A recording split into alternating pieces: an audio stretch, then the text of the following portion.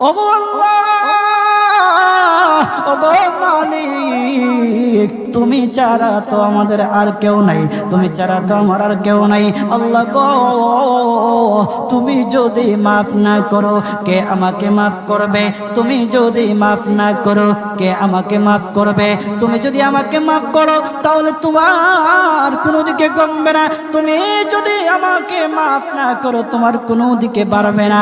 আল্লাহ গো, তুমি আমাকে মাফ করে দাও। সারাটা জীবন অন্যায় কাজ করেছি, সারাটা জীবন নাফরমানি করেছি, আমার কাছে কালেমার দাওয়াত কম আসে নাই, আমার কাছে কালেমার দাওয়াত কম আসে নাই, আমাকে লোকেরা কম বোঝায় নাই। ওগো আল্লাহ, তুমি আমাকে মাফ করে দাও।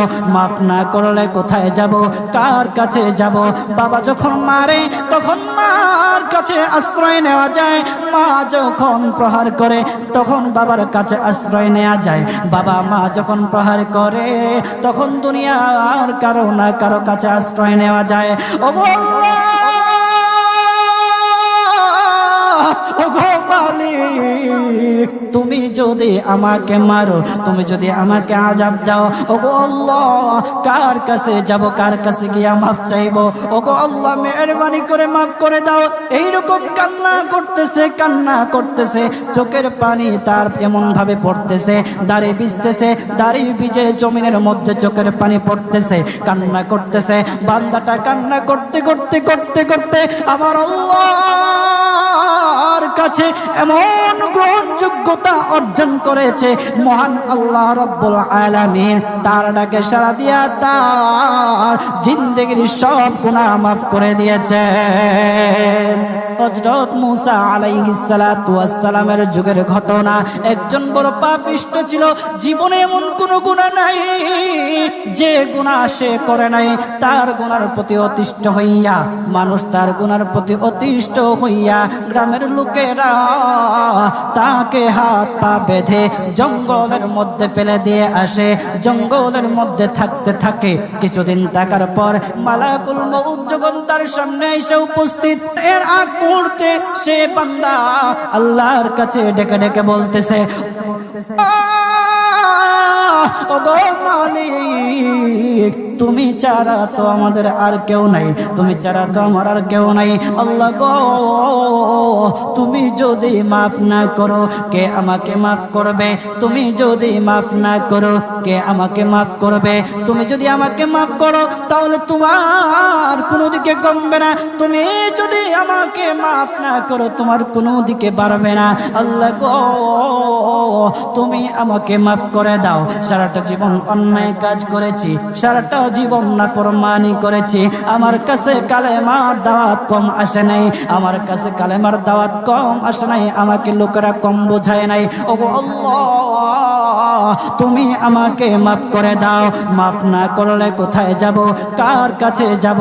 বাবা যখন মারে তখন মার কাছে আশ্রয় নেওয়া যায়, মা যখন প্রহার করে তখন বাবার কাছে আশ্রয় নেওয়া যায়, বাবা মা যখন প্রহার করে তখন দুনিয়ার কারো না কারো কাছে আশ্রয় নেওয়া যায়। ওগো আল্লাহ,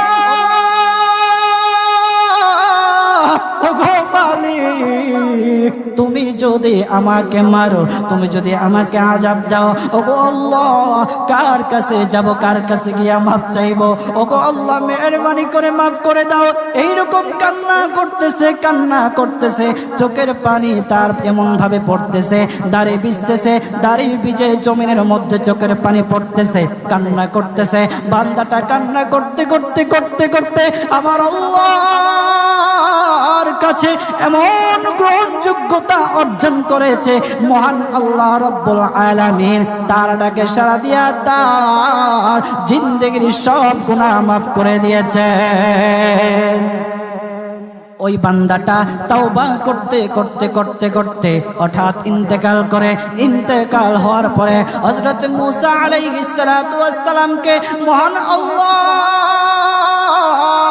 বলে দিতেছে পয়গম্বর মূসা, ও দুস্থ দেখো অমুক জঙ্গলে আমার একটা পাগলা আশেক, আমার পাগলা একটা আশেক মারা গেছে, ওই আশেকটার জানাজা তুমি পড়াও, দাফন কাফনের ব্যবস্থা করো। ও মূসা আর তুমি একটা ঘোষণা দিয়ে বলে দাও, একটা ঘোষণা দিয়ে দাও মূসা রে, ও মূসা তুমি ঘোষণা দিয়ে বলে দাও যে আমার এই বান্দার জানাজার নামাজ অংশগ্রহণ করবে, মহান আল্লাহ তার জীবনের সব গুনাহ মাফ করে দিবে। আল্লাহু আকবার। আরো জোরে বলেন না আল্লাহু আকবার, আরো জোরে বলেন আল্লাহু আকবার।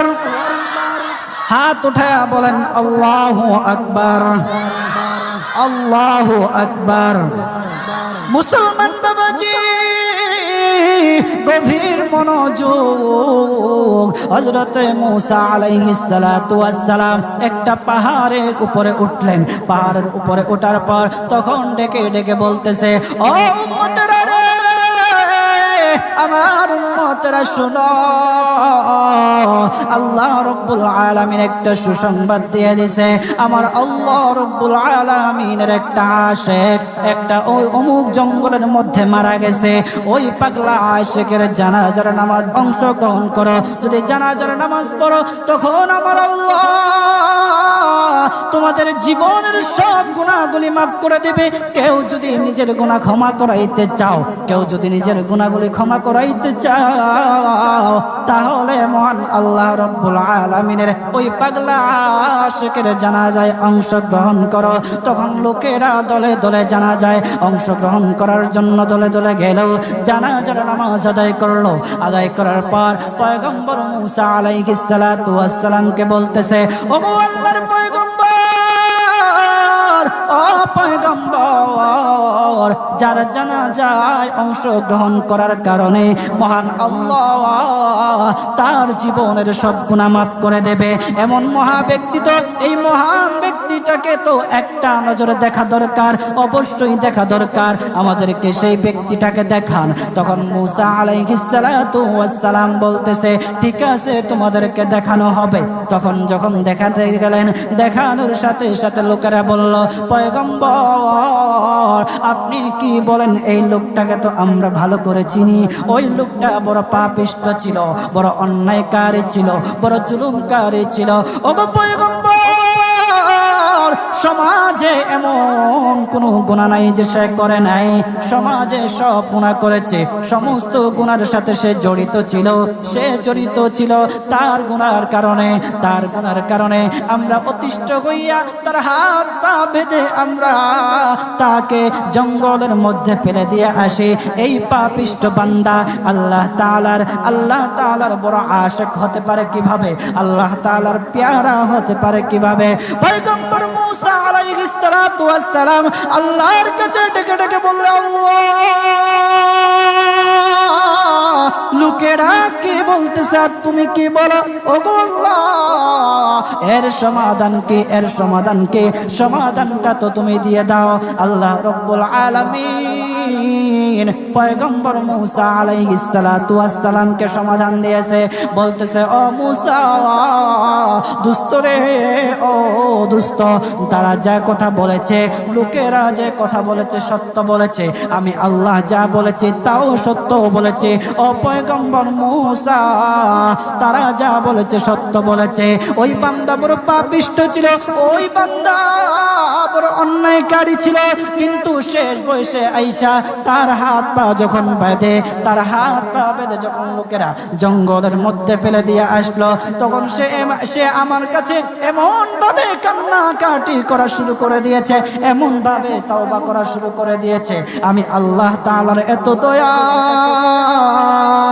আমি আল্লাহ তার ডাকে সাড়া না দিয়ে পারলাম না, তার ডাকে সাড়া দিয়ে দিলাম। ও মূসা,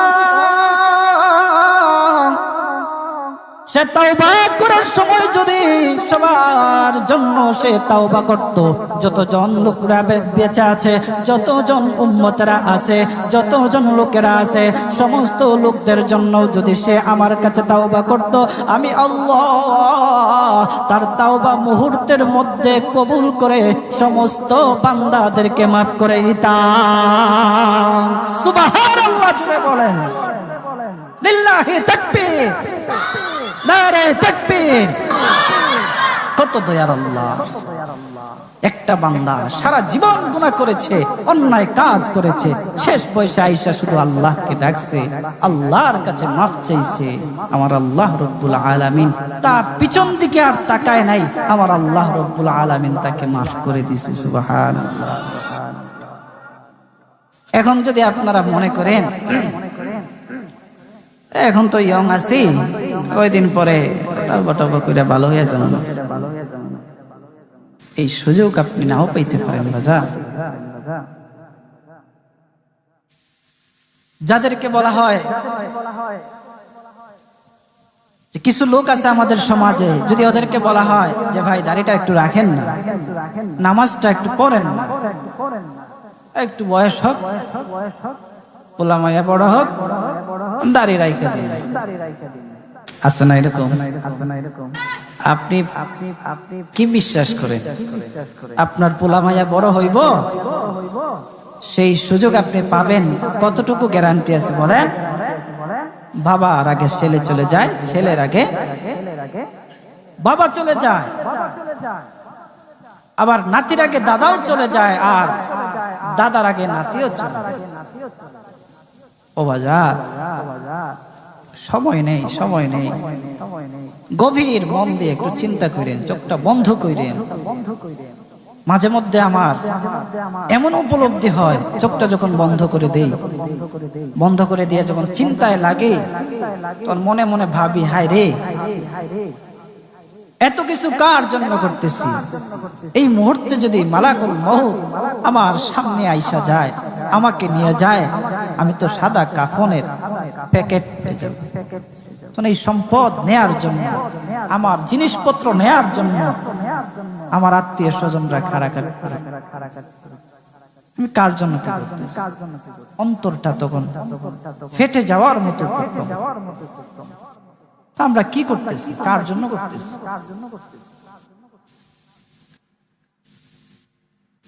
আজকে মরে গেলে আপনার সন্তান কালকে আপনাকে স্মরণ করবে কিনা সন্দেহ আছে।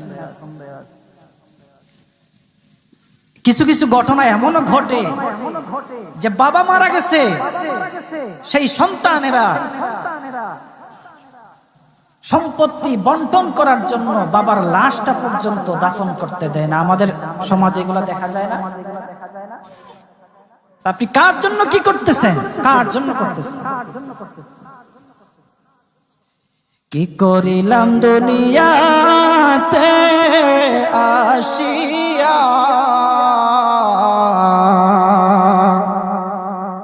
দেখো রে মন চিন্তা করে বসিয়া, বসে বসে চিন্তা করে কি করলাম দুনিয়া, কি করলাম? ও বাজান, এই জন্য আল্লাহ রাব্বুল আলামিনের কাছে মাফ চান, তাওবা করেন। আল্লাহ রাব্বুল আলামিন আপনার ডাকে সাড়া দিবে, আপনার তাওবা আল্লাহ রাব্বুল আলামিন কবুল করবে। বান্দা যত গুনাহ করুক না কেন, সব সময় আল্লাহ তাআলার রহমত তার পাশে আছে। এই জন্য বাজান, আমরা যারা আছি, আমরা আল্লাহর কাছে তাওবা করব তো ইনশাআল্লাহ। কথা বলেন না ইনশাআল্লাহ? বলেন, কিপটামি করেন কি লেগে? জোরে বলেন।